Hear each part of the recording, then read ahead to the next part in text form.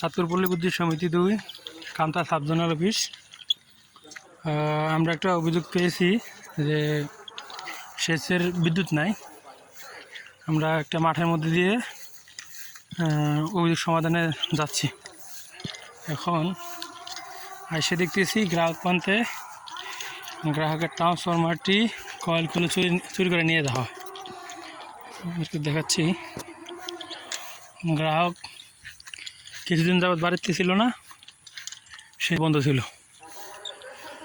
সেই ক্ষেত্রে আমরা ভিডিও করতেছি, ট্রান্সফরমারটি খুলে নিয়ে যাওয়া হয়। এখন আমরা ভিতরে খুলে এবং কি ট্রান্সফরমার সিরিয়াল নাম্বার, খুঁটি নাম্বার,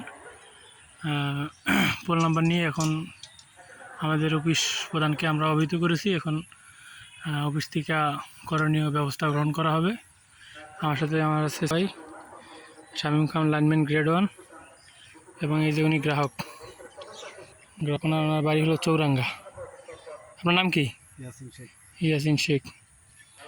আপনার চৌরাঙ্গা কি বাড়ি? শেখ বাড়ি। ট্রান্সফরমারটি চুরি করে নিয়ে যাও।